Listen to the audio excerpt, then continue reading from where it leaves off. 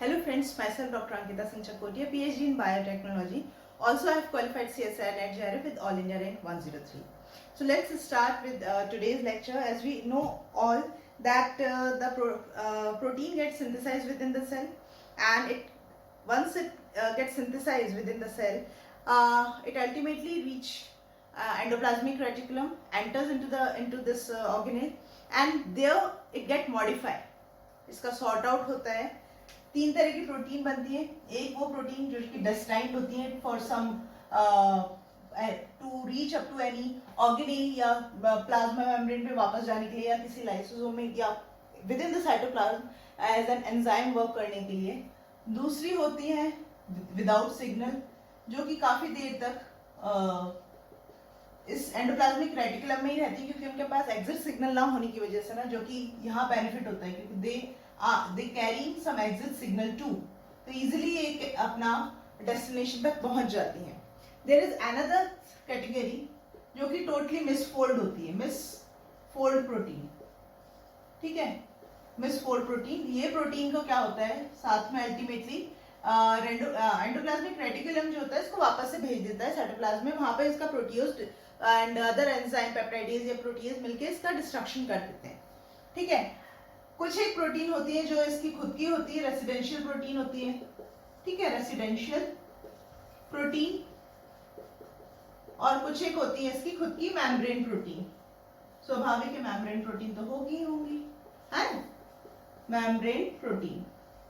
उनके साथ भी क्या होता है वो हम आगे बात करते हैं. तो मेनली जो डेस्टाइन्ड प्रोटीन होती है ना, जिनको कहीं ना कहीं पहुंचना ही है टू परफॉर्म, वो फॉलो करती है फॉरवर्ड पाथवे.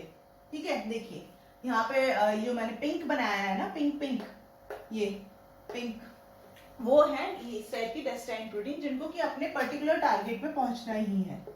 ठीक है, either they may reach direct to plasma membrane या लाइसोसोम या किसी और ऑर्गेनेल में आके अपना function they will perform, and such pathway is called as forward pathway, है ना, because ये आगे की तरफ ही बढ़ता गया फॉरवर्ड पाथवे, जिसमें कि मेन रोल कौन कर रहा था ये मैंने वैसे आपको बता चुकी हूँ, शॉर्ट में फिर से बताऊंगी.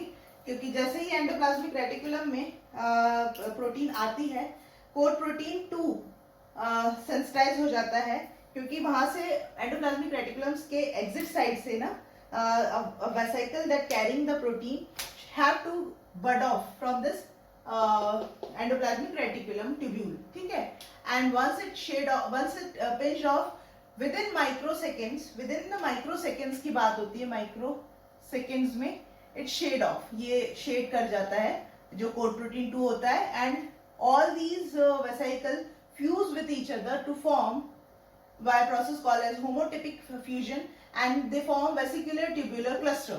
From this vesicular tubular cluster further vesicles form and they move toward the Golgi apparatus. और वहां से फर्दर इसका स्टोरेज होने के बाद थोड़ी देर के बाद एंड अगेन मॉडिफिकेशन होने के बाद में they move to the targeted location के लिए. ठीक है, बट ये तो मैंने बताया आपको प्रोटीन नंबर 1 के बारे में. ठीक है, प्रोटीन नंबर 2 और 3 की तो हमें बात ही नहीं करनी है क्योंकि उनका विशेष कुछ रोल है नहीं. प्रोटीन नंबर 4 और प्रोटीन नंबर 5 भी, लेकिन इसमें क्या होता है unfortunately they also get packed with this protein. क्यों? क्योंकि ऐसा तो है नहीं कि बहुत इजीली यहीं पे मतलब कोशिश होती है, because our within the cell the system is very very clever, it know how to sort out the molecule, उनकी सबकी बाउंड्री बना लेता है. But unfortunately mistakenly there are some residential protein of endoplasmic reticulum and the membrane protein of the endoplasmic reticulum that also get trapped within these forward vesicles, है ना.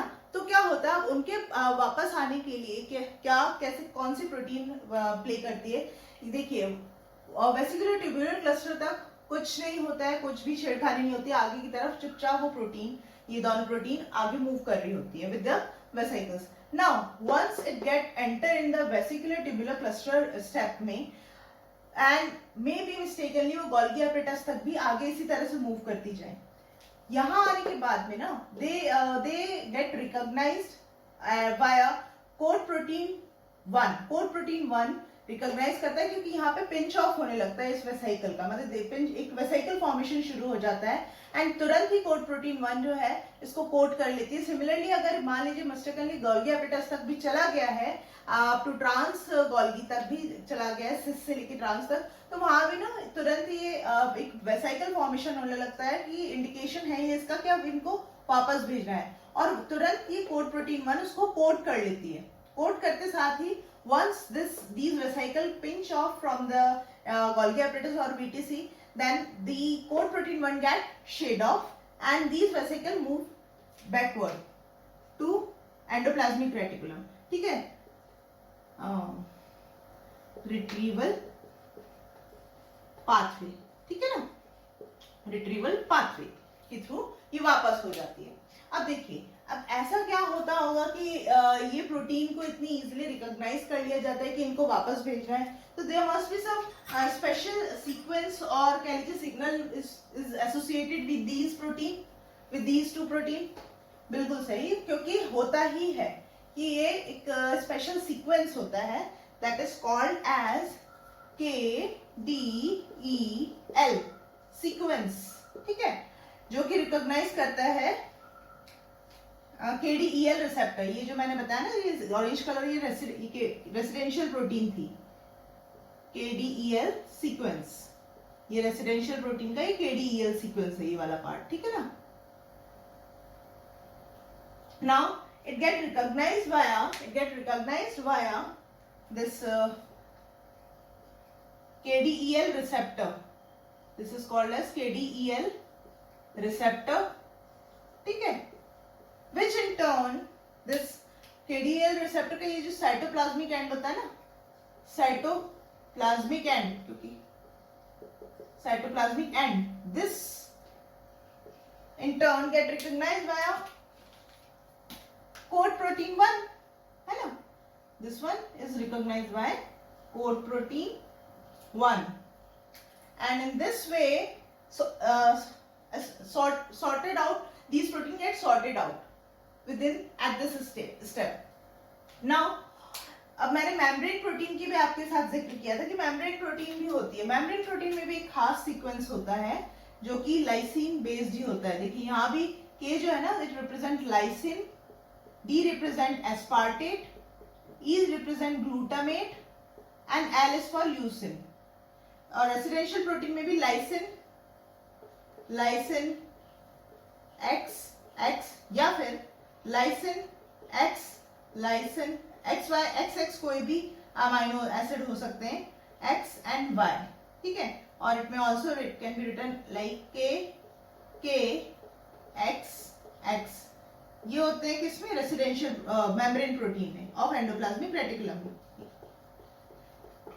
This one is also get recognized by this coat protein 1, ठीक है। So this is associated, this sequence is associated with the membrane protein, while KDEL receptor, KDEL sequence is associated with the residential protein, ठीक है, residential protein and membrane protein.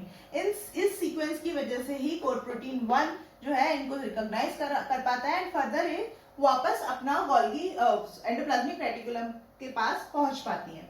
अच्छा, अब ये mainly ऐसा होता क्यों है, यहीं पे आके क्यों, क्योंकि रिसेप्टर तो अब क्वेश्चन बनता ही है, ठीक है, कि रिसेप्टर तो मेम्ब्रेन का ही पार्ट है, वीटीसी में बना है, मतलब कि यही क्या होगा, यहीं पे आके क्यों ये KDEL सीक्वेंस बाइंड करता है विद द KDEL रिसेप्टर। तो रीजन इसका ये है, मैंने पिछले लेक्चर में भी आपको बताया था, जितने भी प्रोटीन है ना, they are very very very sensitive for the pH. अब एंडोप्लाज्मिक रेटिकुलम का पीएच कुछ और होता है, यहाँ का पीएच कुछ और होता है, और गोल्गी अपरेटस का तो और भी अलग ही होता है। तो यहाँ जैसे उनको पीएच मिलता है, ये वो सेंसिटाइज होता है, उनको कॉन्फर्मेशनल चेंज होता है and they bind with each other. जैसे ये बाइंड करती है, कोट प्रोटीन 1 एक्टिवेट हो जाती है, एंड सिमिलरली यहाँ भी, यहाँ गोल्गी अपरेटस का भी जो पीएच होता है वो भी रिस्पॉन्सिबल होता है binding of these KDEL sequence and KDEL receptor and the recognition of this membrane protein sequence via this coat protein, ठीक है। तो ये अल्टीमेट प्रोसेस इसके पीएच की वजह से ही रिस्पॉन्सिबल है। दैट्स व्हाई जैसे ही बनता है वेसिकल, ये अपना आगे बैकवर्ड या रिट्रीवल पाथवे में इन्वॉल्व हो जाता है। तो देखिए इस तरह से कह लीजिए कि हमारी पूरी सेल में ना बहुत कॉम्प्लेक्स है। ये तो मैंने डायरेक्टली प्रोटीन का मैंने इस तरह से नाम लिख दिया, बट दीज प्रोटीन, चाहे रिसेप्टर प्रोटीन हो या फिर आपका कोड प्रोटीन हो, they are very very complex, they are in fact multimeric type, and also each individual unit is performing in a specific function. May be GTPase का काम कर रहे हो, एंड एनर्जी कंजम्पशन का काम कर रहे हो, या कुछ और वर्क कर रहे हो, वो और डिटेल में जाना होगा, उसके बारे में हम फिर कभी बात करेंगे। And if you guys want me कि मैं इसको भी एक्सप्लेन करूं तो please let me know in the chat box, ठीक है। तो ये काम करते हैं, लेकिन कितना कोई भी कंफ्यूजन नहीं होता विद इन द सेल कि हाँ कोई भी प्रोटीन को अगर उसके टारगेट तक पहुंचना है, और या किसी प्रोटीन को गलती से जो कि आगे पहुंच गई उसको वापस लेके आना है, this all is quite a very controlled process, and this controlled process is just because of, मैंने पिछले लेक्चर में भी आप लोगों से चर्चा की थी, this is all because of quality control system, जो कि कई सारे मॉलिक्यूल्स, प्रोटीन्स एंड ऑर्गेनेल्स की वजह से बनता है, ठीक है। अगर हम इसके समरी के जब पे जाएं, आज के लेक्चर की अगर हम समरी की बात करें तो हम कह सकते हैं कि हाँ फॉरवर्ड पाथवे जो है, forward pathway is mainly due to coat protein 2, जो कि किसको पहचान रहा था, कार्गो रिसेप्टर को पहचान रहा था, है ना, कार्गो रिसेप्टर को पहचान रहा था। बट रिट्रीवल पाथवे में कौन मेन काम कर रहा है, रिट्रीवल पाथवे में इट इज कोड प्रोटीन 1, ठीक है, कोड प्रोटीन 1 जो कि किसे पहचान रही है, एक तो KDEL को एंड इस वाले सीक्वेंस को, ठीक है ना, इसको और इसको, ठीक है। तो एंड कोड प्रोटीन 2 जो है वो एंडोप्लाज्मिक रेटिकुलम से निकलने वाले वेसिकल्स पर ही रहती है, बट कोड प्रोटीन 1 जो है वो गोल्गी एपरेटस और VTC या कह लीजिए एंडोप्लाज्मिक रेटिकुलम का ही कह सकते हैं आप, इन दोनों पे कोड करती है, ठीक है। So this is the summary of today's lecture and this is the conclusion, this is the conclusion that quality control system की वजह से हमारी प्रोटीन जो बनती है सेल में वो अपने अल्टीमेट टारगेट या डेस्टिनेशन पॉइंट तक पहुंचती है। तो चलिए आगे हम और अच्छा, बिफोर मूविंग टू आगे का बात, मैं आप लोगों से एक चीज कहना चाहूंगी कि एक चीज है कि endoplasmic reticulum is called as production house of the cell, ठीक है, क्योंकि वहां पे मेनली प्रोटीन का मॉडिफिकेशन एंड प्रोडक्शन होता है एक प्रकार से कह लीजिए, क्योंकि रफ एंडोप्लाज्मिक रेटिकुलम भी इन्वॉल्व रहते हैं। And this Golgi apparatus is called as warehouse और store house of a cell, because maximum time के लिए ना यहाँ पे कोई भी बायोमोलिक्यूल, चाहे वो लिपिड हो, चाहे ग्लाइकोसाइलेशन होना हो प्रोटीन का, या प्रोटीन इटसेल्फ हो, वो स्टोर रहती है मैक्सिमम टाइम के लिए गोल्गी एपरेटस में रहती है। That's why it is also called as warehouse of the cell, ठीक है। Production house of the cell endoplasmic reticulum and warehouse of the cell is Golgi apparatus. तो अगर exam में question आए तो प्लीज गलती मत कीजिएगा, ठीक है। ऑल्सो KDL रिसेप्टर के बारे में भी मैंने बताया, तो ये भी याद रखिएगा कि रिट्रीवल पाथवे में इसका बहुत अहम योगदान रहता है, और इस सीक्वेंस का भी लाइसिन बहुत इंपॉर्टेंट है, ठीक है। तो ये जरूर याद रखिएगा, और ये प्रोटीन के बारे में मैंने बता दी। तो चलिए आगे के लेक्चर्स के साथ मिलते हैं, जिसमें हम और डिटेल में बात करेंगे, अलग अलग ब्रांचेस हैं इंट्रासेल्युलर वेसिकुलर ट्रैफिकिंग की भी, उसके बारे में बात करेंगे। अगर आज का लेक्चर अच्छा लगा हो तो please hit the like button, share this video with your friend, subscribe my channel and press the bell icon. मिलते हैं आगे के लेक्चर्स के साथ में। Till then stay safe and stay blessed, bye bye.